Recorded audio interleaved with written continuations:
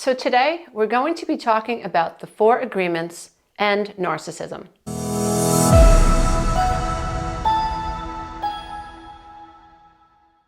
If you love this content, don't forget to click the subscribe button and the notification bell. This way, every time I upload a new video, you will be the first to know. So I often receive emails and Instagram messages from people who ask me, Lisa, how can I help a narcissist? How can I help my narcissistic spouse? How can I help my narcissistic child? And it always makes me ponder, like, how do you answer a question like that? And how do you make it possible to help someone who has narcissism when the average person who has narcissism or who has high narcissistic traits doesn't think that they do, or doesn't think that their arrogance is a problem, or who thinks that their level of arrogance actually is self-confidence and or self-esteem. So how do you fix a hole in the wall that someone doesn't see? You can't. How do you help someone who has narcissistic personality disorder, whose mind is fractured in a sense, and who refuses to see that they have this personality disorder, which would mean that they would have to accept that they have vulnerabilities, that they have shame, that they need to work on things, that the world really isn't out to get them, that their actions have consequences, and that their behaviors actually matter, and that they are projecting their victimhood onto other people. How do you help someone who really has this mindset shift? So it's not easy. So helping a narcissist would imply that the narcissist accepts that they're a narcissist, accepts that they need help, accepts that they need to have a complete mindset shift, accepts that there's stuff that they have to work on, accepts that they need to be held accountable, and they have to hold themselves accountable, and accepts that they need to change. How do you help someone? How do you help someone who's been indoctrinated to think that they are superior to other people? How do you help someone who has been indoctrinated or patterned or programmed for however it happened, whether they came from a family where they were taught that they were entitled, they have a right to preferential treatment? How do you take this person who is stepping on the heads of other people, who is squashing the lies of other people with very little empathy? How do you take this person who has been programmed and who is wired really chemically, neurologically, and biologically wired now to think this is the way to be? How do you help this person turn that around? How do you help someone who has been so traumatized in their past through various forms of severe neglect, severe abuse, and what have you, who has now decided the world is an unsafe place, it's a hostile place, and through repetition throughout their lifetime, they have experienced this over and over and over, this idea that the world is a hostile place? How do you get this person to understand that the perception that they hold within themselves is right now projecting this experience or this perception of the world out into the matrix and is creating this narcissistic personality disorder? It's like asking a mirror to look inside itself. Not so easy to do. Those of us who are able to accomplish this amazing task, this amazing cognitive task, it's like mentally and emotionally trying to climb Mount Everest to get to the top. Who am I? Why do I do what I do? Why am I here? What is the reason for me? What's my purpose? Like, what's my soul's journey, right? To get to a point where ego dissolves and there is no more separation between me and the universe or me and other people. That really is the ultimate goal. To realize that my house is my body for my soul, and in time I shall transition out of the body and be pushed out of this body and I will be completely merged with energy. To think that my body is mostly space and not matter. To come out of the illusion of the 3D or out of the illusion of the personality, and to come to a point in your life where you realize that ego defense mechanisms are unnecessary when you reach a certain level of enlightenment, or you are on the spiritual path and you're evolving and you're able to deal with the trauma of the past in an effective way and transcend it. How do you get someone who is neurologically and chemically wired to buck that reality and to stay stuck? How do you really help them? So whenever I get questions like this, I always feel like my heartstrings are being tugged on, and I really do want to help the mom of a narcissistic child, adult child, by the way. I really want to help the spouse of a woman or a man who has children, and my spouse is narcissistic, and I see these traits, this lack of empathy for the kids, this sense of entitlement, this blame shifting, this stonewalling, right? The alcoholism, this addiction that's happening. I think they're depressed, and now I see levels of narcissism. How do I help this person? It's not easy to help someone who doesn't think that they need help and who believes that what's really wrong is happening outside of them. Now, if you stay on this spiritual path long enough, you end up realizing that everything that is happening, it looks like it's happening in the 3D. It's actually happening inside our own minds, right? We take everything in and we ruminate and we see it inside of our mind's eye. And we develop this storyline. We're a character in this story and we're the main character. And we forget, and we're not taught. It's really not our fault, because if I don't teach my child how to tie their shoes, then it's not their fault that they don't know how to tie their shoes. They could always learn how to tie their shoes, but it really is my responsibility to teach my children how to tie their shoes so that they could walk down the street without tripping and even run from a forest fire, let's say, or a saber-toothed tiger or some type of threat if they have to. So we're not taught in society I don't think we're taught in society how to think correctly, how to perceive correctly. We're born and we're indoctrinated. As I like to say, we're programmed. Programmed what? We're programmed to believe what our parents believe. We're programmed to believe what our religions believe. We're programmed to believe what our cultures believe, right? We wear the clothes of our culture, right? And then we see someone who dresses differently from us and we think, wow, they're weird. No, they're not. They've just been programmed to think that that garb is appropriate for their culture. So you're actually the weird one to them. So it's all about perception, and deeper, it's all about programming. And so to heal someone of narcissism, or to help a friend who is highly narcissistic, you would have to be able to get to that level of understanding. You would have to be able to get to that level of self-awareness, that desire to go that deep into my mind, to understand this idea of programming, to understand this idea of projection, to understand the reality of consciousness, or what is consciousness. This idea that I take a story and I can become addicted to a feeling. I can become addicted to a thought process. And below the veil of consciousness, I am projecting everything that I feel, poof, out into the matrix.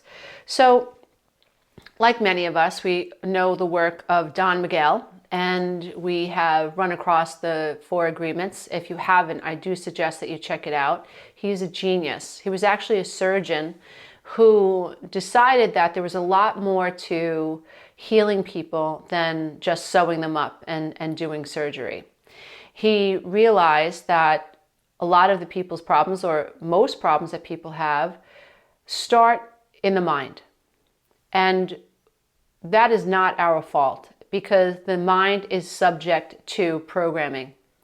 Our minds are shaped by our environment. So if you don't like the way your mind thinks, then it's time for you to get inside yourself and think about who and what has affected the shape of your mind. Who and what have you had to deal with and interface with before the age of 7? What experiences have you had that have shaped the way you think about the world? Is your view of the world hostile, or is your view of the world pleasant? Is your view of the world abrasive, or is your view of the world safe and abundant and joyous? Now, my work all hinges on the possibility and the potential of having people who have grown up in dysfunctional homes recognize that they can live in any reality that they want. Hard to believe when you have narcissistic parents. Hard to believe when you've come from ridiculous traumatic backgrounds. Really hard to believe. But the potential exists. I get it, but we also have to understand that our beliefs are shaped by our environments. So that means beliefs can shift. That means that beliefs are moldable, they're malleable. Does it take time to shift a belief? Absolutely. I've done it. I continue to do it. That's why I create the programs that I create, like the 12-week breakthrough coaching program, the boundary building workshop. It's a 60-page workbook with journaling prompts. It's all about teaching people how to dive deep, how to figure out where they fit in the quantum field, and giving them the best advantage on how to shift their perception inside so that they can shift their perception outside. It's really fascinating. And if you study quantum mechanics and quantum physics and the subatomic world, you study DNA, you study so-called junk DNA. There's no such thing as junk DNA at all. The DNA that holds our potential has not yet been activated in a human being, but the potential is there. It's almost like our DNA has all of these warehouses of possibilities, and we haven't figured out how to open up those doors and turn those beautiful potentials on. Why? Because so many of us are stuck in the ectoplasm of the 3D. Narcissists are stuck in the ectoplasm of 3D. And in a minute, I'm going to explain how we participate in that stuckness and what we can do about it. And I'm going to use the 4 agreements to help explain these ideas about how you can help a narcissist and how you can free yourself and start believing in this potential that you have. You absolutely have this potential and what you can do about it. Very fascinating stuff. And so to turn DNA on and to turn the potential on, you have to be at a pretty high frequency because everything is energy. And we know that sound and frequencies help turn on specific DNA. And when we are stuck in fear, it's a very low vibration. And so if you're involved in a narcissistic relationship, you're in fear. If you grew up with narcissistic parents, you might still be living in survival. If you struggle with abandonment, you might be clinging to that story. Everyone abandons me. I can trust no one. This is why I'm alone. This is why I have no friends. This is why I can't do what I want to do. This is why I'm depressed. You can become addicted to a storyline. And unfortunately, the more you rehearse a story, the realer it becomes. Not that it's not true, not that you haven't experienced abandonment. I'm just talking about the potential we have in spite of being abandoned, when we become bigger than our abandonment. And so to help a narcissist, for instance, a narcissist would need their mindset and their desire would have to become greater than what they've experienced, greater than their narcissism. They'd have to be able to trump their personality. They'd have to be able to make a quantum leap into the spiritual realm or a quantum cognitive level where they could get outside their construct of self. They'd have to be able to crash the mask to the ground, the false mask.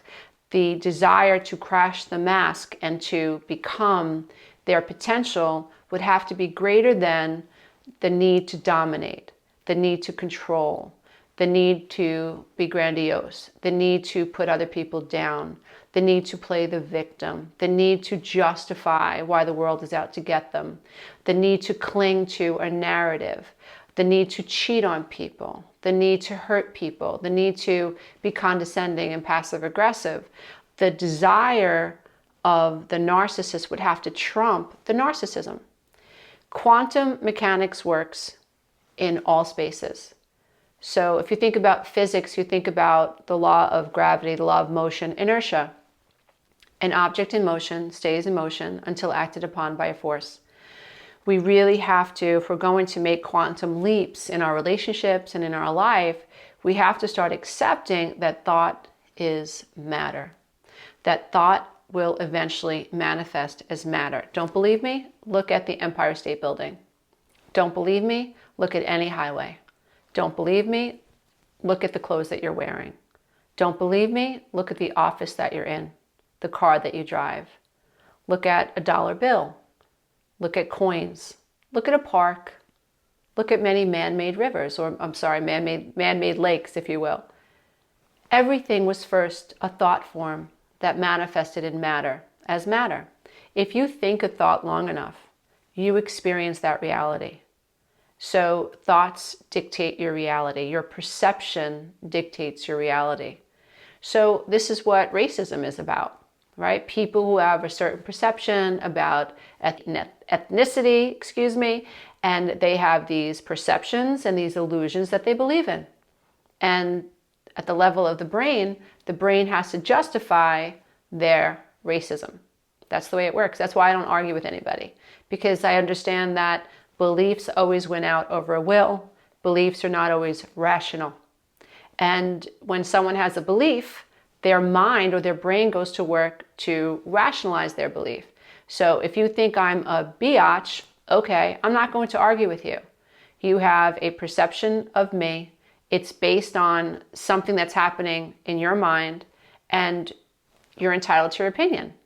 And there's nothing that I can say that will change your opinion. And if I wrestle with you, I'm stuck in the mud too. And as long as I don't allow my ego to get involved, I'm free. I'm free.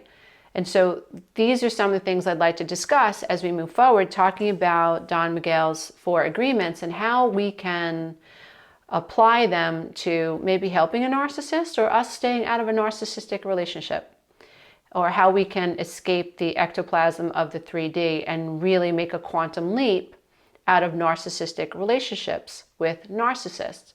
So the first agreement that Don Miguel talks about is be impeccable with your word. This is huge. So what that means is that you have to understand that everyone believes their own story.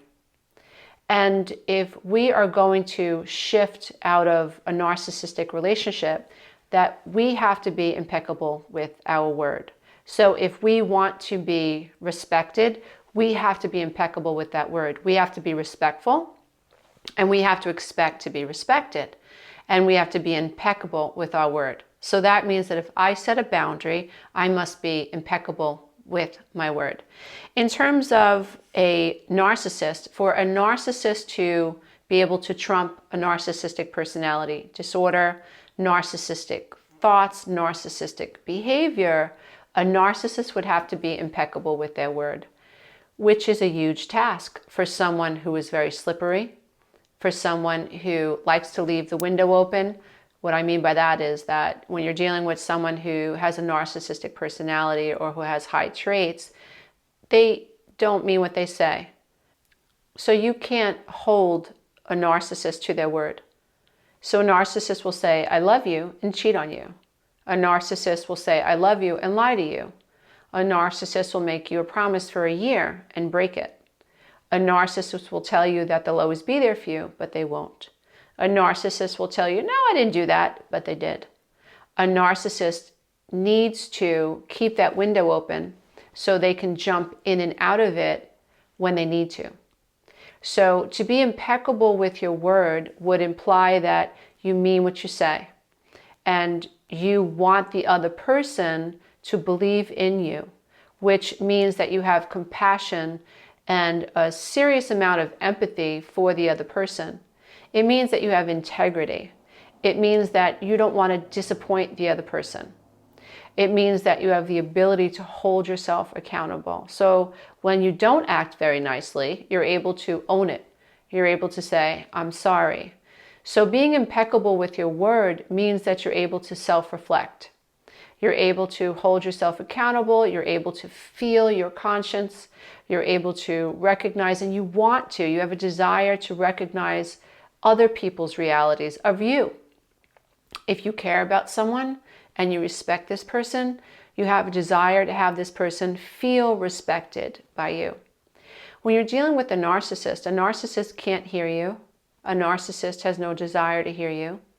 Their desire to be seen as better than, their need to be the center of attention, to be the person in control, trumps their desire to care about how you feel. When you're dealing with a female narcissist, you'll see jealousy, you'll see envy in groups of friends. You'll see one narcissistic female that absolutely wants to be able to call the shots. They need to be the person that everyone goes to. They're the person that makes all the decisions, and they feel threatened when someone else in the group starts to get praised or accolades. They feel threatened. And so you'll see this especially with women. Men, it's about power. Lots of times, I don't mean to generalize, but this is what the statistics tell us, that men, it comes to money, it comes to sexuality, right? It comes to toys, right? So that's where they'll judge themselves against another male. So if they have more women, if they have more toys, if they have more money, that's where their envy will show up. Their desire to be seen better than and more grandiose will manifest in the corporate setting, or it'll manifest on the block where they live, where they have the most cars, or they have, the best driveway or whatever. So, but with women, it's about being the center of attention when we're talking about narcissistic traits. Now, to be impeccable with your word, someone who has narcissism would have to be able to overcome all of these traits in order to live with integrity, in order to be able to take into account how someone else feels, right? So if you want to help a narcissist, right, one of the things that you want to be aware of is that in order for them to trump this narcissism, this is someone who would have to have a desire to be impeccable with their word. This is someone that would have to have a desire to make you feel seen. This is a person who must understand the weight of their words, right? That their words matter, that what we say to people matters and how we say it. And this person would have to be someone who had a conscience and who was able to self-reflect and be able to say they're sorry. This is all about being impeccable with your word. So generally, we see that narcissists do not have the ability to say they're sorry.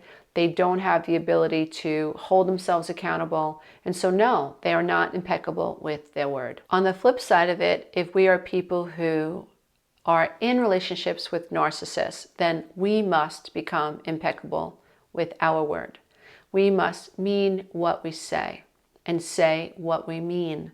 So we have to live with integrity. We have to be willing to set boundaries, and we have to be able to follow through with what we say. So if we want to be respected, that has to start with us.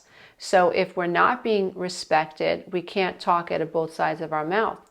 We have to act on what we feel, we have to act on our word, and we have to respect ourselves if and when we realize that the people that are in our life are disrespecting and disregarding our boundaries. The second agreement is don't take things personally. Now, let's talk about the narcissist. Narcissists take everything personally.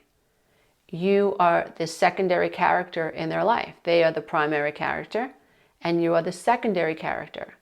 You will be given a role, and they will project their ideas of people and the world onto you. Essentially, you will fit their narrative. And so if they believe that you're untrustworthy, then they will project that onto you. If they are afraid of being cheated on, they will project that onto you. If they have struggled with abandonment and they are afraid of being abandoned, they will project that onto you. If they have been humiliated in the past, they will project that onto you.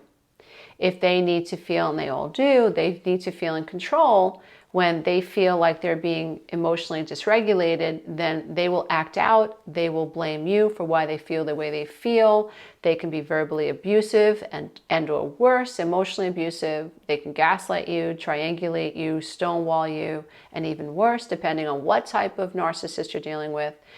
and it will all be your fault. So they are taking everything personally. You say, they ask you, for instance, did you like the soup? And you say, oh, it was a little bit salty. They take that as a threat, as an assault. And you can be up till 4 o'clock in the morning apologizing for daring to answer the question, how'd you like the soup? So you saying, oh, it was a little salty, they take it absolutely personally, like an attack.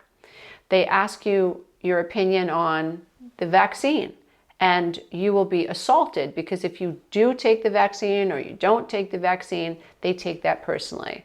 They'll ask you if you're a vegan, and whether you are a vegan or not a vegan, they'll take that personally, right? They'll ask you what faith you are. They'll ask you, are you a Democrat? Are you a Republican? Are you a conservative? Whatever. And they'll take it personally. They'll take your choices as personal attacks. And so in order to live a spiritually free life, we have to learn not to take things personally. For a narcissist to heal, they would have to be able to not take things personally. They would have to learn to see other people as 3D autonomous human beings with a right to live their life as they see fit.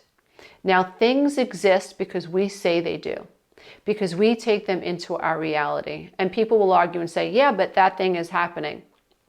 And I say, you're absolutely right, that thing is happening.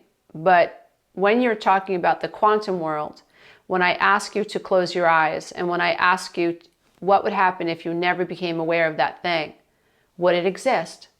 Would it exist in your reality? For instance, this is a really big analogy, and I hope I don't offend anyone, but imagine you had never heard about racism, ever.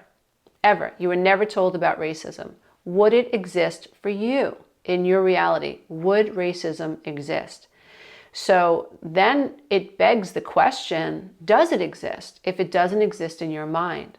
And so these are the types of questions that, I like to ponder. And these are the questions that I like to dive into when I'm thinking about how can we rid the world of narcissism, right? How can we help people transcend narcissism? This idea that I'm right and everyone else is wrong, and I need to exist in the 3D ectoplasm of programming, indoctrination, brainwashing. And I am so afraid in that world that I need to cover up my insecurities and I need to be dominant. I need to dominate this 3D world and the people in it, right? They're living a personality construct. They believe that they need to live this way, and so they do. But what if they didn't have their childhood programming? What if they were born to a different environment? What if they were born to people who were highly evolved? What if what happened to them in their life did not happen to them? I love the work of epigenetics and Bruce Lipton in particular, where he talks about taking cells and putting them into 3 different environments, and how a single cell, the same cell put into 3 different environments, express themselves differently. We used to think that genes were in control. No, they're not. It's the environment that affects the gene. So when we think about narcissists, is narcissism a gene? Well, some people might say it's a personality trait, but a particular environment had to exist in order to have this narcissistic gene express itself. So what if a narcissist grew up in a different environment? Would narcissism exist? Would the reality of the narcissist exist in their mind? Because remember, narcissists are projecting out into the 3D world. So I think it's important that if we are going to heal at all from anything, we have to learn not to take things personally. We have to depersonalize events. We have to see people as 3D autonomous human beings. And we have to be impeccable with our word. So that means if we want to be peace, if we want peace in our life, we have to be peaceful. We have to choose peace. We can't talk out of both sides of our mouth anymore. If our childhood story wounded us, at some level, we have to be willing to release that story and tell a different story. It's not easy to do, but it is possible because the field of potential exists within us. And as we shift on the inside, we affect matter. And these are quantum laws that work universally for everyone. There's a formula, but we have to learn how to work the formula. And so the third agreement is don't make assumptions. So if you've ever been with a narcissist, your mind has probably been scrambled into scrambled eggs and mashed potatoes by the assumptions a narcissist makes about you, about people, about groups of people. We've seen it in the political arena on both sides, how, and I try to walk the middle ground. I try to not to be pulled by either side. And I was really shocked by how one side was unable to see any value in the other side. And it didn't depend on what side of the aisle you stood on. There was just so much ego. I'm right and you're wrong, right? And in order to live a truly spiritual life, we've got to be willing to dissolve ego and really be able to see other people as extensions of ourself in a holy way, in a sacred way, full of grace, rather than I'm better than you, and I'm right and you're wrong. This ego thing, this idea of separation is what's really destroying humanity, right? We don't feel one with the earth, so we just throw garbage out the window. We don't feel one with the banks, so if the teller gives us an extra $50, we don't go back and we don't tell the teller. We don't care about the teller. We made out $50. So that's a separation. When we walk out of the grocery store and the cashier forgets to charge us for the water, we don't care because there's separation between me and the grocery store, right? But yet we're all connected and none of us escape that type of scarcity mindset. And what energy we put out into the world is energy that will return to us because energy likened to itself returns. And so it's important that we begin to understand that the goal is to dissolve the veil. The goal is to become more conscious of what is unconscious. And the goal is ultimately to dissolve the veil between me and other people. So I have to be willing to dissolve my ego. I need to show up my true authentic self when dealing with my husband, my true authentic self when dealing with my children, friends, my clients, people, the world, right? If I want to be the change, or if I want to make a change, I have to be the change. And it's the same for everyone. And so I can't take things personally. So in order to help a narcissist would have to not take things personally. But remember, a narcissist exists inside their own head, their own construct. On our side of the equation, if let's say we're coming out of codependency and we're coming out of the illusion of the relationship being healthy, we're understanding it's not, it's toxic, and we're spiritually evolving and we're growing, then we don't take things personally. I had a conversation with my daughter just this morning and I asked her, please don't take this person's actions personally. This is her perception and leave it there. Don't pick up the baton. Let this person have their perception of you because it's happening in her head. It's happening in the other person's mind. So as long as you don't pick up the baton, you don't burn your hand. Leave it there. Allow this person to have their perception because everything's happening in the other person's mind. Remember, you're just a secondary fictional character in their reality. Right? So whatever they think about you, they're going to project, doesn't mean that it's real, right? So what we have to do is we have to learn not to take things personally. If you've ever dealt with a narcissist, you have been accused of things that you're not guilty of. They have made assumptions about your personality. They have made assumptions about the words that you've chosen. They have made assumptions about who you are based on what political party you follow, based on whether or not you eat meat or you don't eat meat. They make assumptions about you based on your religion. They make assumptions about the color of your hair. What does that mean? Why do you have blue hair? Oh, that means you're this, that, and the other thing. If you have tattoos, they make assumptions about why you have tattoos. If you live in a certain house or in a certain area, they make assumptions about why you live in that area or why you have the house that you have. A narcissist is always going to make stories about you because they're projecting their internal reality out upon you. Remember, you're a secondary character in their life. They are the primary character. And you become who they think you are. So based on the story that they repeat over and over and over and over and over, and this is true for everyone, we all do this. It just depends on how it manifests, and consistently, if these narcissistic traits are pervasive and if this person's life becomes unmanageable, and if this person seeks treatment for the life being unmanageable, that is when a psychiatrist or a psychologist may or may not diagnose them with NPD. But all of us struggle with how the mind works and how the brain works, and this idea that we're the main character in our life and everybody else is a secondary character in our life. And we all give other people labels. We all assume people are one way. That's why a lot of us are completely side-blinded when we're in a relationship with a narcissist and we've been love bombed and we've been seduced into thinking that this person does have empathy. We've been seduced into thinking this is a good person.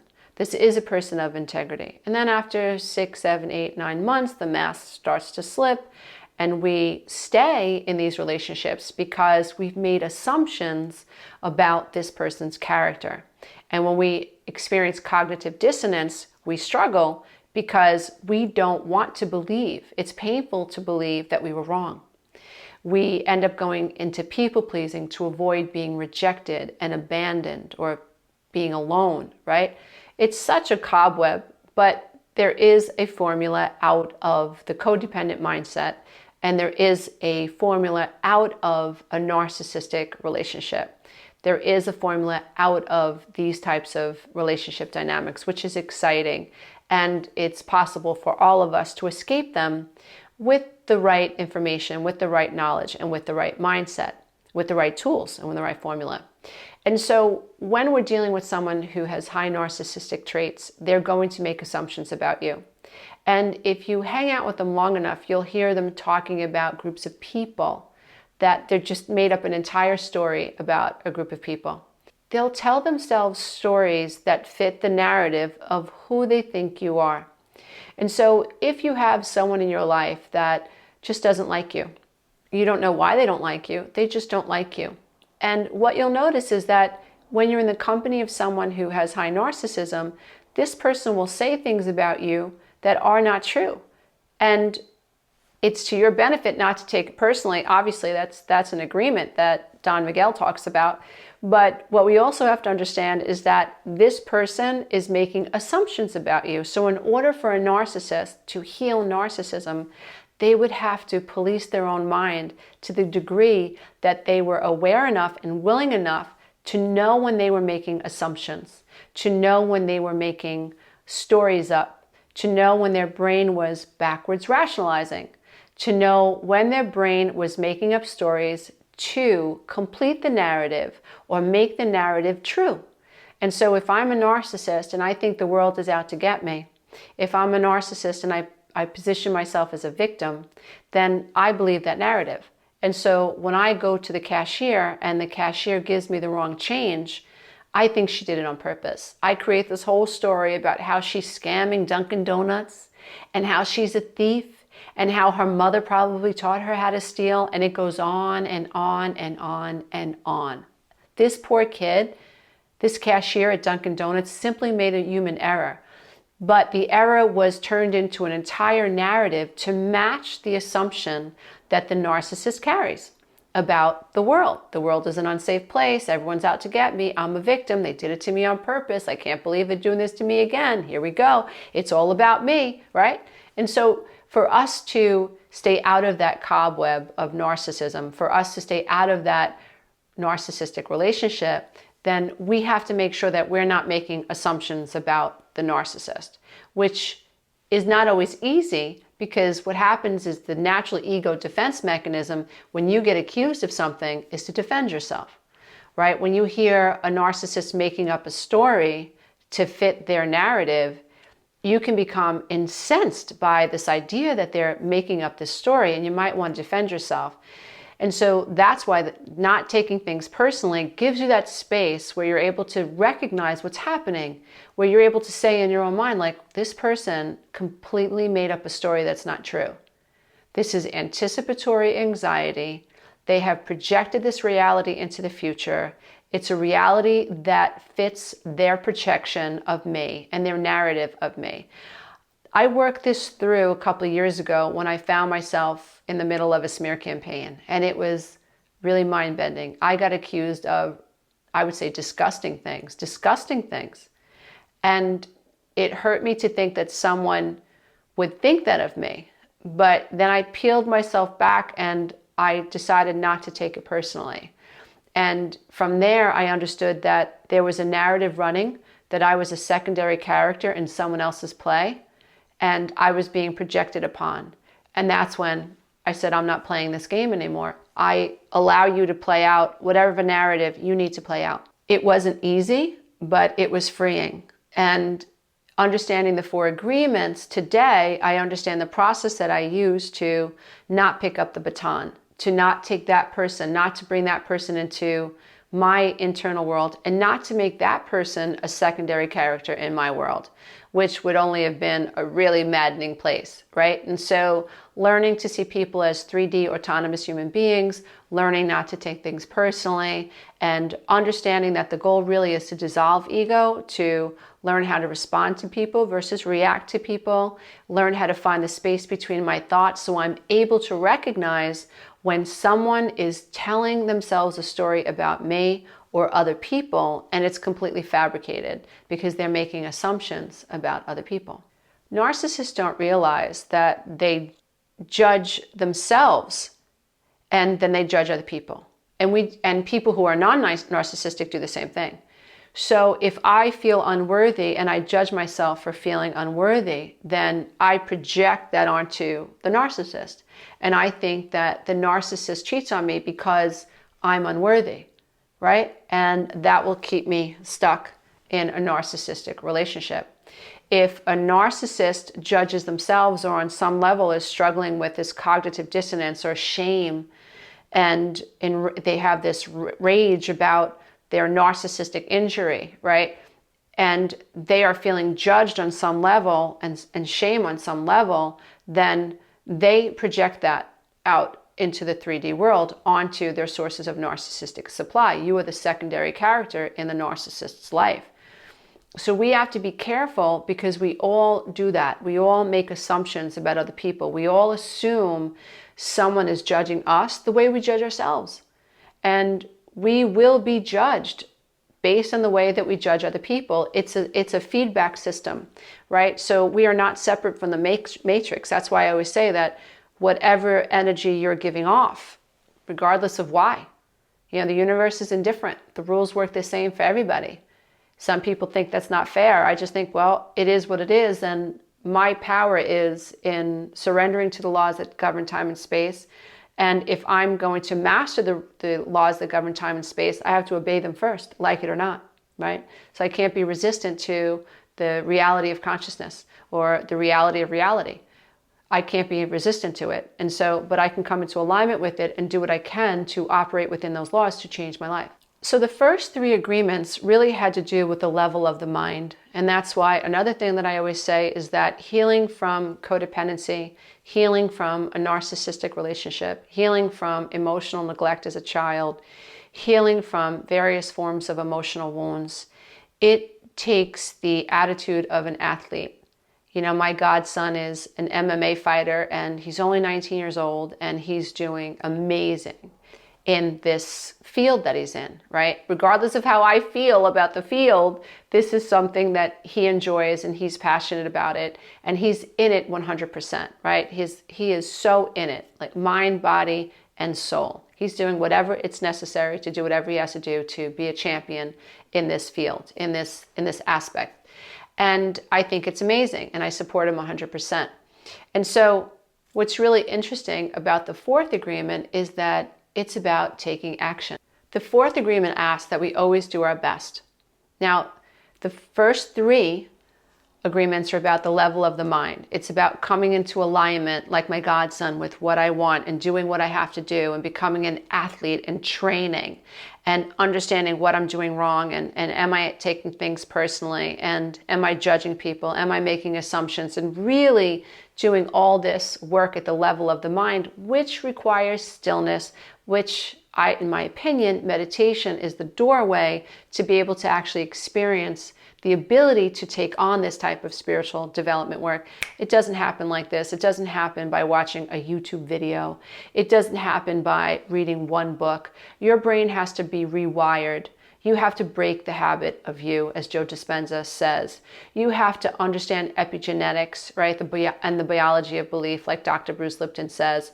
You have to take this on as an athlete, like my godson takes on what he's doing, the training that's involved, right? You have to mind, body, and soul completely immerse yourself into this new idea, so you're able to change from the inside out. Otherwise, change is temporary, right? So you were wired a certain way and you were indoctrinated from a child. You have to unlearn. You have to relearn. But to me, the amazing thing is you can. So the fourth agreement has to do with action in the 3D world, and that is to always do your best. So in order for a narcissist to heal, they would have to be impeccable with their word, not take things personally, not make assumptions, and they would have to act in the 3D world the best that they can. So that means that when it comes to holding themselves accountable, they would have to have that action in the 3D world. The way I like to look at it is that we are entitled to everything that we're willing to work for. We have to work for enlightenment. We have to work for recovery. It just doesn't happen. The goal is to understand that the now is happening, but it's always in flux. People, because the way our brain thinks, we think that the now is sort of like a stagnant reality. It's not. 3 seconds is already gone, right? It's already gone. It's like water over the wheel. It's gone. That's how quick time passes. That's how quick each of us is coming to the end of our physical reality. That's why time is such a gift, and the present moment truly is a present. And so in every moment, even if you're failing, do your best. If you're still in a narcissistic relationship today, do your best.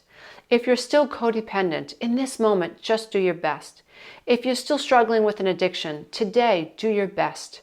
If you're struggling with learning how to end even narcissistic traits in yourself, today do your best. If you discover that you have high narcissistic traits, that you're struggling with an antisocial personality disorder, and you realize that your environment had a lot to do with it, just for today, do your best. Give it your best shot today. Run through the agreements, right? So be impeccable with your word. Don't take things personally. In this moment, don't make assumptions about other people. That is you doing your best in the 3D world. And if you can do that, you avoid self-blame, you avoid judgment, you avoid criticizing yourself. You are literally breaking apart the neurological patterns and pathways that have strung together your reality. So neurons neurons are strung together, energy is passing along these neurons, the brain is making pictures, the brain is making pictures, the mind has pictures, the brain creates a narrative, the mind creates a narrative, and suddenly we are experiencing everything that we're afraid of. We are recreating our past in the now.